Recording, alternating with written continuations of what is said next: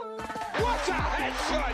What a head! How's it, guys? This is Dayvy, FPL, and welcome back to the Fantasy Premier League video here on my channel. Now in this video, I'll be taking you guys through my transfer plan for the upcoming Game Week 38. So Game Week 38, the final game week of the current FPL season. I know it's a little bit sad, but don't worry, still have one game week left of football remaining, as well as a few games happening still in double Game Week 37. So obviously recording this after work on Monday evening, you guys are going to be watching this before the Leicester game versus Newcastle. Then obviously also have the double game week fixtures coming up on Wednesday and also Thursday. So still some football remaining in the current game week, but don't worry, I'll be taking you guys through where I'm currently sitting in the overall ranks as of the first set of fixtures. Then I'll turn our attention to all the ultimate Game Week 38 differential transfers as I look to take a punt with the one free transfer I have remaining. So if you guys do have 2 free transfers, pretty jealous of you guys, to be honest, because there's a few kind of variations that you guys can look at to spread some funds around. With one free transfer, I'll be talking about potential hits that I could even take for a -4, but you guys know in the last game week of the season, you don't really want to be taking too many hits. So sad times ahead in terms of Game Week 38, the last game week of the season, but I'll try and cheer you guys up. So if that's something that you guys are interested in, sit back, relax, and let's get straight into it. So going over a review of my current double Game Week 37 score, you guys can see 40 points on the tally, and we still have some games coming up tonight and also Wednesday and Thursday. So in terms of the game week rank, actually really respectable game week. When I saw 40 points, when I've seen the players that have potentially featured, I didn't really think I was going to get a green arrow, but luckily we're currently sitting at the 86k mark. So quite a significant green arrow, to be honest, but all I hope for is that Newcastle are quite quiet tonight. Then finally, in terms of the transfer plan, coming up, one free transfer and 1.0 million left in the bank, so we'll look to use that to make an upgrade. Now let me know where you guys are currently sitting in the overall ranks. In terms of Game Week 37, how are you guys doing? Do you have more than 40 points? Do you have less than 40 points? As this double game week seems like it's been pretty bad. But let's start off on our bench. Now you guys can understand where I'm hoping that the Newcastle game is going to be a quiet one. I've got Trippier and Botman on my bench and also sold Isaac. Other than that though, we have Kepa in goal, who actually featured against Man City. A little bit of a surprise there. We thought that he might be benched with Mendy starting Game Week 36, but no, what does Frank Lampard do? He plays Kepa, but who knows if he's actually going to start against United. Then finally Greenwood, who came off the bench in that Leeds loss to West Ham, but he was always going to be third on our bench. But focusing on Trippier and Botman, there's a chance that Trippier might come off our bench if Rashford is going to be sick for the second game, but chances are he'll be first on my bench for the rest of the game week. Now, will he feature tonight? I do actually think so. Eddie Howe did say that he was carrying a knock, but I do expect him to play tonight against Leicester. So let's hope that Leicester do score, otherwise that benching could come back to bite me. But let's go back to Kepa, and I'm going to bring in Edison right now because Kepa might actually come off the bench if Edison is benched yet again for the second game. So he was benched yesterday in the victory over Chelsea. A little bit surprising there. I thought that Edison, out of all those kind of outfield players, would have actually featured, as I don't really think he needs too much rest. But Pep Guardiola doesn't agree with me, and maybe this is kind of Edison being benched because of his bad form, so we don't actually know if he's going to start against Brighton. So yes, Kepa might actually be our keeper, so let's hope that he does play the second game, but most people are predicting that Edison comes back in against Brighton. Now that Man City rotation was due to the fact that Arsenal lost Nottingham Forest on Saturday, so therefore mathematically, Man City already won the Premier League before they kicked the ball. So every rotation came in that game against Chelsea yesterday. Even our captain Haaland was benched, but I'll talk about him a little bit later on. Let's go on to the rest of the defensive department, and I've got a Stupinan here with only 2 points conceded against Southampton. I was pretty unhappy with that. No attacking returns as well, so only the 2-point appearance. And then with the next game against Man City, I'm not expecting too many returns. But let's see what happens. Maybe Man City rotate yet again in that Brighton game, but even their B team is still pretty strong. Luckily though, we have a defender that returns some points. It's going to be Luke Shaw with the massive 9-pointer against Bournemouth on the weekend. Now he has Chelsea at home in the next game, and if you guys have watched the Ultimate Guides, you'll know that Chelsea's attacking stats aren't too great, as you'd have seen on the weekend against a second string Man City side. So could Luke Shaw get back-to-back clean sheets here? I do actually believe so, and at left back, he's an absolute bonus magnet, and hopefully get some attacking returns. Unfortunately, no attacking returns or defensive returns for our last defender, Trent Alexander-Arnold, with only the 1-point appearance. Now that was thanks to conceding against Aston Villa, also getting a yellow card, and I'm actually regretting starting him over Trippier. But in terms of the kind of team selection for Game Week 37, I had no debates about Trent. He was a no-brainer for the team, so I'm fine with that 1-point appearance. Then going to midfield department, we've got Bruno and then also Rashford. You guys know what happened with Rashford. Didn't travel with the United squad, was ill on Friday, came back to training last week Wednesday, then got sick on Friday, so was super unlucky. Now will he feature against Chelsea? I do believe so. I think United, even though they have secured top 4, will still look to win this game, as it is quite a big rival. So let's hope that Rashford does give us some returns for our patience, keeping him even though he was ill, with maybe a goal or an assist. Then in terms of Bruno, the kind of differential captain that we recommended going for, only the 3-point appearance here, but he did still outperform Haaland. So if you guys did captain him, you'll be happy on that one. But no attacking returns, a pretty kind of lackluster performance from United overall. Not many goals in that Bournemouth game, and unfortunately none for Bruno. But luckily though, our two Brighton midfielders, Matoma and also McAllister, got an assist each. Now Matoma should have got a massive haul in this game. I think he hit the post and his XG was off the charts in the first half. So yes, we were a little bit unlucky here, especially for a player that usually overperforms. This game he was underperforming. But I'll take the two attacking returns, and against Man City, let's hope that they do rotate, and then hopefully Matoma and McAllister get us some more attacking returns. But Brighton overall are playing decent football at the moment, so I expect a good game here. Then our final option, Mo Salah with only the assist against Aston Villa, was a lovely assist though to Bobby Firmino on his last home game at Anfield. Other than that though, I thought that Salah had a relatively quiet game, thought overall Aston Villa defended him quite well, so I'll take that one attacking return. Then our final two strikers to go over, I'm going to bring them up right now, both of them, because they're both from Man City. It's Erling Haaland and then also Alvarez. So I kind of played the odds here, thought that Kevin De Bruyne might miss the first game, was hoping that both these two options featured together. That wasn't the case though, as mentioned with Edison, mass rotation for Man City, so Haaland was benched, but at least Alvarez did start. Now Haaland did come off the bench, so that's why he's got 2 points as my captain, and I do expect him to play against Brighton, and hopefully gets us some more attacking returns. But his effective ownership is always sky high, so any points aren't that much net gained, but the Alvarez points were super differential. So lovely 8 points, could have been more had a goal ruled offside for Amari's assist that he actually handballed, so his haul could have been absolutely massive. Now will he start against Brighton? I don't really know, maybe if Kevin De Bruyne is rested again we could see him, but I don't really think at that striker position. But I'm happy with the 8 points, and I think over Isaac, obviously we're going to see what happens with Isaac tonight. If he does end up banging, I'm going to be pretty sad, but I'll take the 8 points currently. So I generally think it was that kind of Alvarez 8-pointer that led us to a green arrow. Pretty happy with the points overall so far. Let's hope that Leicester get a 1-0 victory tonight. I'll be pretty happy with that. But as mentioned earlier on, comment down below how you guys got on in game week 37 and where you're currently sitting in the overall ranks.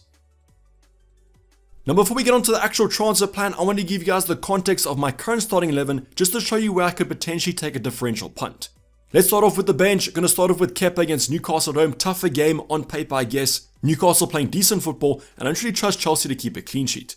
Then I've got a Stupinan against Aston Villa away. Is an away game. Aston Villa look like they're getting back on good form after that draw to Liverpool. Brighton at the current moment also aren't keeping them any clean sheets. I don't really trust them to keep one here, especially on the last day of the season. Then we have Botman against Chelsea. I'm fine benching the centre back as he doesn't offer that much attacking threat. Then also Greenwood. Unfortunately not going to play Greenwood. He's going to end the season third on my bench. So starting off with our goalkeeper of choice, Edison. Now if Edison doesn't feature, Kepa comes off the bench, not the end of the world there, but would prefer Edison to play against Brentford without Ivan Toney. But Brentford still had a pretty good attacking performance without their main striker in game week 37. Then moving on to the rest of our backline, I've got Trippier against Chelsea. Currently, he does offer that attacking threat. I think he offers more attacking threat than a Stupinan, and I think Newcastle could always keep a clean sheet against a misfiring Chelsea. Then I've got Luke Shaw, no brainer there, Fulham at home, great game on paper. Mitrovic is back at that forward line, got 2 goals on the weekend, but hopefully none against Luke Shaw. Then also we've got Trent against Southampton away, already relegated. I'm pretty sure it's going to be a big performance from Southampton in front of their home crowd. But I trust Liverpool at the current moment, even with nothing to play for. Klopp might give Trent free rein here to be quite attacking. Then moving into midfield department, I've got the double up of Bruno and Rashford against Fulham at home. Great fixture on paper. United have secured that top 4 practically, so I think this might be quite a goal fest. So I'll be super happy with my Bruno and Rashford double up if United score a couple and these guys get some attacking returns. Same could be said currently with my Matoma and my McAllister double up. Now Aston Villa actually a pretty good defensive side, can't see too many goals here, but Brighton have been attacking well and the XG is the best in the Prem at the moment. So let's see how this kind of plays out. Let's hope both these two assets do start, but I do expect them to for the last game of the season. Then finally we have Mo Salah against Southampton away. Good game from an attacking point of view, even though Southampton have been relegated already. As mentioned with Trent, expect them to put up a good fight, but I think Liverpool still will score. So let's hope that Salah is involved in those Liverpool goals and puts an end to a good season. Then you guys know what's coming up top. It's going to be our 2-man City strikers. It's going to be Erling Haaland and Alvarez. Currently got the Kamsi armband on Erling Haaland because I think on the last game of the season, if he is going to start the game, he's basically going to score as many goals as possible to increase the score record. So let's see if we do get news about Erling Haaland starting. We might get some early team news, and that goes for every team as they're all playing at the same time. Then in terms of Alvarez, not super confident on a start here, but if he does, could get you some FPL points, as every time he's on the pitch, he practically scores. So at the current moment, there are a few areas that I'm looking to improve with that 1.0 million in the bank. I think Trippier against Chelsea is a tough game, but Trippier could still do well. And then I am slightly worried about my Brighton assets against Aston Villa. But I think the biggest concern is probably going to be Alvarez up front. and that's how I might look to transfer him out if I don't believe he starts. You guys can leave me in the comments down below, are there any kind of transfers you would suggest going for off the top of your head? I might even be open to taking a -4 hit. So let me know what you guys are doing with your transfer plan and what you think I should do, but now let's go over my current thoughts. So you guys know how Game Week 38 kind of runs. It's the differential game week of the season. Now, as I mentioned, we might get early team news for basically every single team before the deadline. So just keep your eyes over on FPL Twitter. Now, we'll be doing a deadline stream, so don't worry. Every bit of information we get, I'll be pumping out to you. And that's how I'd recommend holding my transfers for the deadline. But in terms of my current transfer plans that I'm thinking about, you guys know my midfielder department, I might make 1 or 2 changes. My defensive department might make 1 or 2 changes. And my forward department might make 1 or 2 changes. So no one's safe at the current moment. But in terms of the differential approach, I'll obviously see at the end of Game Week 37's double where I'm sitting in the overall ranks, because that might justify taking a differential or going for someone more safe. But to be honest, all my kind of transfer thoughts are the same, and I haven't even looked at ownership, to be honest. So let's go over the first transfer. Well, the first transfer, as mentioned, I'm slightly worried about my Brighton assets. Aston Villa defending pretty well at the moment, and this is an away game for Brighton. So let's go for Matoma, but McAllister could also be on the way out. We might get early team news about Brighton. So whoever does start the fixture, Matoma might be rested as he has started a few games in the past. So if I was to take out Matoma at the midfield slot, don't have that much money to upgrade him to, but my current thinking might be Eze from Crystal Palace. So they have a nice game against Nottingham Forest at home. Notts Forest should have kind of secured their place in the Prem next season with a lovely win over Arsenal on Saturday. So they might be quite tired after that game against Arsenal, and I mean this is a home game for Crystal Palace, and they'll look to end the season quite well. Add to that, I just think that Eze is an absolute baller, so super excited if I was to go for him, as I just love watching him play. Now in terms of other selections, there are kind of a few, but at his price point, I think that Eze is the best one. So that's kind of my midfielder transfer to go for, but if I was to make a defensive transfer, only 1 free transfer in the bank, I could upgrade a Stupinan to go for Gabriel. Now I could go for Stupinan or I could go for Trippier, it just depends on who I want to kind of go for, but would rather have Trippier on my bench in a game week that might have a lot of rotation. So Stupinan, I think he'll be my preferred asset out because he's currently on my bench and he has Aston Villa away. Now if I was to kind of predict who's going to get a clean sheet in Game Week 38, it would be those Arsenal assets as they have Wolves at home. Now the safest option from Arsenal at the current moment is going to be Gabriel at centre back, and he also does offer some attacking threat. So this could definitely be kind of an upgrade. Yeah, it's kind of a boring upgrade to go for, a boring transfer for the last game week of the season. But as I mentioned, I think it's basically a guaranteed clean sheet for Arsenal. Now there are a few other Arsenal defenders to go for, but I think Gabriel's the safest at the current moment as there has been some rotation in that backline. Now the last transfer I want to go over, we spoke about a defensive transfer, we spoke about a midfielder transfer. Let's go over a forward transfer, which is taking out Alvarez.